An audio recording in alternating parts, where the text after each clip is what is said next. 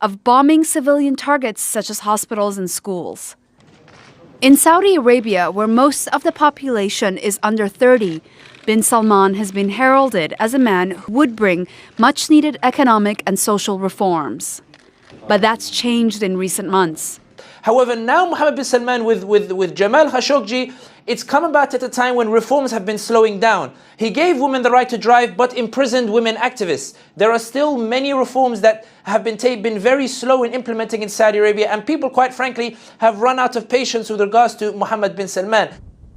In June last year, Mohammed bin Salman led the blockade against Qatar, creating the worst crisis in the GCC since its inception. In November, Saudi security forces arrested several hundred business leaders and senior royals.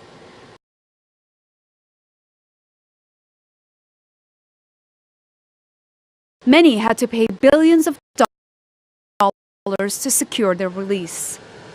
The Saudi government called it an anti-corruption purge. But analysts said that this was Mohammed bin Salman's way of removing people who could potentially pose a threat to his power, and also a way to raise much-needed funds for a struggling economy.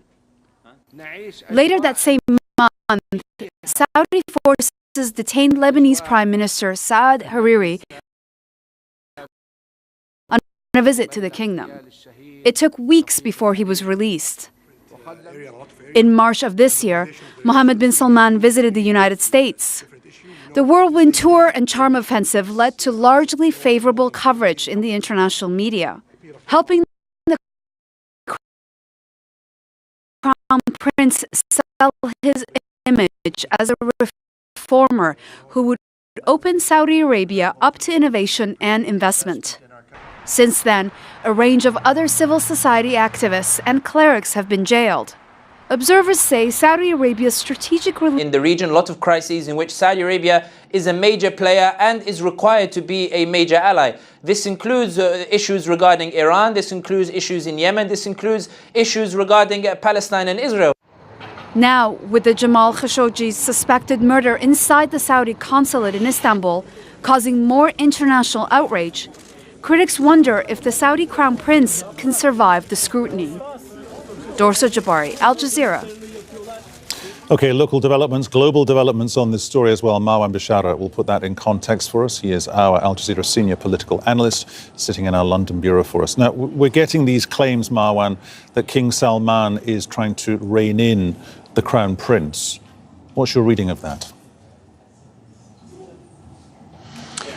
To be expected, especially after what we've seen over the last 2 weeks, over the last 3 years from the Crown Prince, and certainly after the visit of the Secretary of State to Riyadh, where clearly the regime in Saudi Arabia was put to the test. Either you do something and you do it quickly, investigate and do something about whoever is responsible, or our bilateral relations are going to be risked. So in so many ways, it's clear that it's going to probably be more likely to snow over Riyadh than for this crisis to blow over. Everyone knows that now. And everyone understands that something got to give. The only way you can maintain Saudi, Western, Saudi American relations at this point in time is to separate the bilateral state-to-state relations and the interests involved,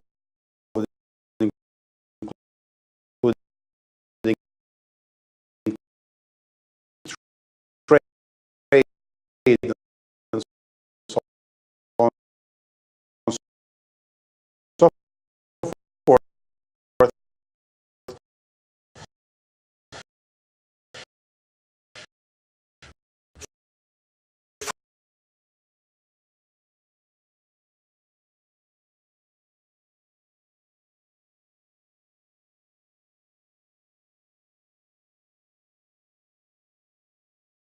Or something we as a nation can turn away from and say, that's not our problem.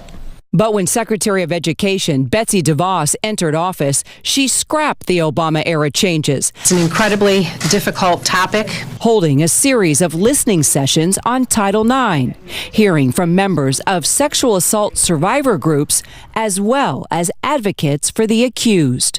Had you ever sat down with a presidential appointee about your cause in the past? No, never.